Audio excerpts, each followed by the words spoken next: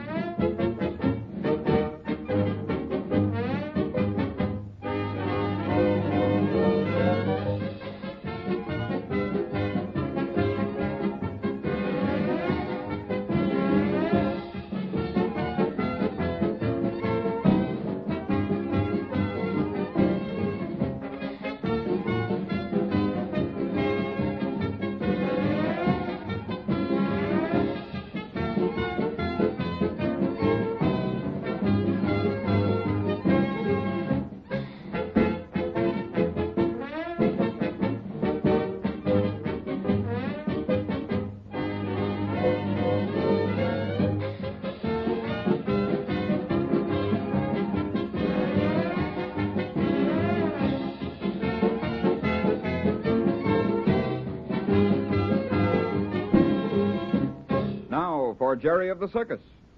Oh, dear, I do wish we didn't have to wait. The nurse said they're changing his bandages. Suppose we did get here too early this morning. But honestly, Jerry, I didn't sleep a wink last night. I'm afraid I didn't sleep very well either, Patsy. I kept hearing those guns and shouts, and when I finally did doze off, I'd either see glaring eyes or big shapeless things would jump at me from the dark, and I'd wake up and not dare to go to sleep again. Oh, how awful, Patsy. Thank heavens Jason slept. You did say the nurse said he had a good night, didn't you? Yeah, she said he's really fine this morning. You know the time he got hurt several years ago? The nurses and doctors said they never saw anyone mend as quickly as he did. Dr. Bishop, report to the front office, please. Say, Patsy. Yeah? Why, look. What's the matter, Jerry? You've lost that bracelet. The one that you got from Boris. You mean the one that belonged to the Rusoff family? Yeah, that fancy one Boris gave you. I didn't lose it, Jerry. You see, well, after last night, I just couldn't wear it anymore, so I gave it back to Boris, and... Gee, I'm glad. You're funny. What difference could it possibly make to you? Oh, none, only... Well, after all, there's Jason, and... Say, I'll bet Boris was sure mad when you gave it back to him. I'm afraid he was hurt. Yeah? It'll do him good. Why, Jerry, I never heard you talk like that about anyone before. Oh, I'm sorry. No, I'm not. He's not nice to other people, and you're too good for him. No, sir, he's gotten just what he deserves. Well, I guess we'd better change the subject. Gee, it must be about time for them to let us see Jason. I hope so. Oh, there's the nurse. You may see Mr. Jason now. Thanks. Gee, is he going to be all right? You don't need to worry about Mr. Jason. He's a marvelous patient. I was on last night when they brought him in. You were? Mm-hmm. I've never seen anyone with as much nerve and courage as that man. Not a peep out of him all the time they dressed those wounds. Oh, he's brave, all right. I'll say. Oh, here we are. Just a minute now. Come in. Mr. Jason, I've a couple of visitors here, if you'd like to see them. Sure. Come on in. Who's out there? Hello, Jason. Jerry. Hello, Jason. And Patsy. Now, if this isn't a grand surprise. Gee, nurse, I can't think of anything that would have pleased me more. Gee whiz, they got you covered up. I can hardly see your face. Maybe it's just as well. I'll leave you for a while, then. Be careful, though, not to excite the patient. Imagine. As if I wouldn't be excited just seeing you. Oh, Patsy, what's wrong? Haven't heard a word out of you. I hardly know what to say. Oh, Jason, you're sure you're going to be all right? You bet I am. Fit as a fiddle. In double quick time, too. Say, your arms are all covered, too. Gee, are you going to be able to work, Jason? They're just scratched a little. Listen, panthers don't scratch, just a little. Well, let's not talk about me. What about you? I tried to find out what they were going to do with Streak this morning, but no one seemed to know. I think Mr. Randall has decided definitely about that. Yeah? Streak's cage was all boarded up when I went by there. Kind of wondered what was in the wind. Well, Mr. Randall was here early this morning. Yeah, I knew that. We talked it all over. From what happened last night, there's no doubt but that Streak's gone bad. Oh, I'm sorry, Jason. Jumping Jupiter, that's fierce. Does that mean they'll have to shoot him? They usually do just that. But Streak's such a valuable specimen, they've decided to put him in a specially constructed cage and sell him to one of the zoos. Oh, but Jason, is that safe? Oh, yes, it's safe enough. You see, when the attendants know what they have to deal with, they can protect themselves. Oh. It's when an animal's supposed to be all right and suddenly goes bad that there's real danger. Will people visiting the zoo be allowed to see him? Sure. He'll probably be one of the zoo's biggest attractions. Black panthers are mighty scarce. Poor Streak. He'll sure miss the freedom he had with the circus. Yes, but he's lucky to be allowed to live after what happened last night. It's a wonder one of those guards didn't kill him. They would have if we'd been alone in the cage. Seems to me they should have shot him anyhow. If they'd done it in time, you wouldn't have been hurt. You forget that steel was filled with lions and tigers. Well, what difference does that make? A lot.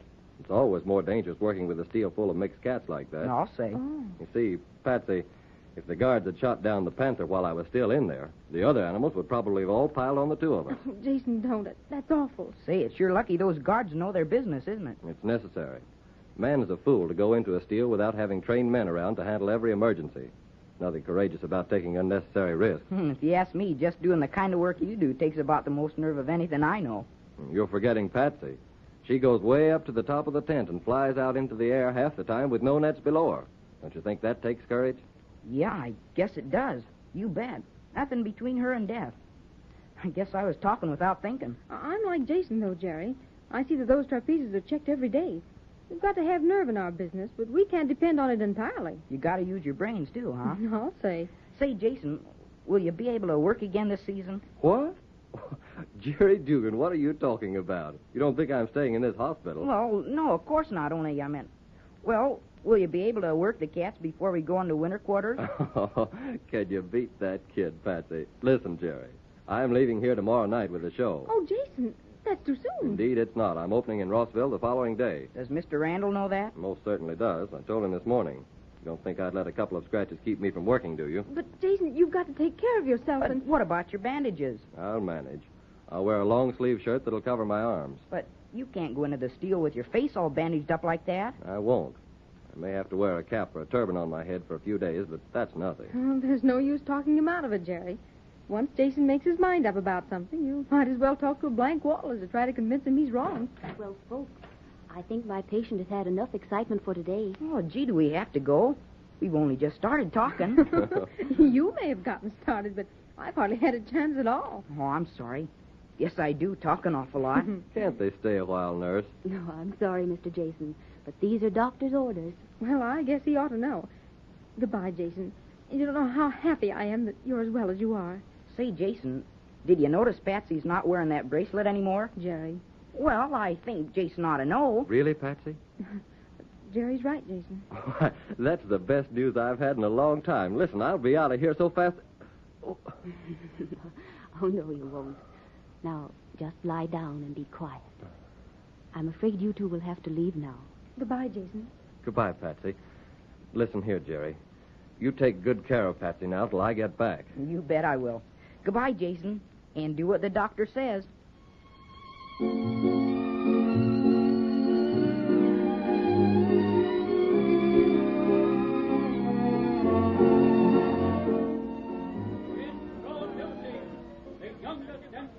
Where have you been all day, Jerry?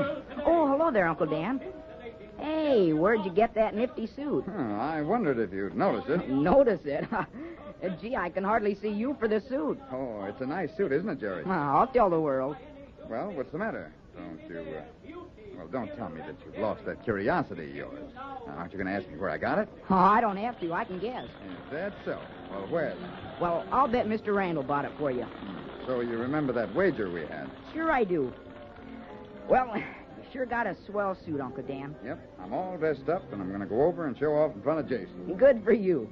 We saw him this morning. We? Who's we? Patsy and... Oh, gee, I've got to go get dressed. See you later, Uncle Dan. Okay. Knock 'em dead, Jerry. Oh, hello there, Olga. Haven't seen you in a long time. It is Jerry's uncle, yes? That's right. I seldom come out here during the show, but Boris is just coming off now, and he asked me to bring him this letter. Here he comes now. Well, glad to have seen you, Olga. I have a call to make, so I'll have to run along, too. Goodbye, Mr. Dougan. What were you talking to Danny Dougan about, Olga? Nothing, Boris. Why? He just happened to be here. I don't like him. He's a smart man, yes. But sometimes it's just as well not to have smart men around. That is silly talk. Where would the Rusovs be if we weren't for your cleverness? Yes, today I don't feel so clever. Oh, drat that accident Jason had last night. What difference does it make to you? All the difference in the world.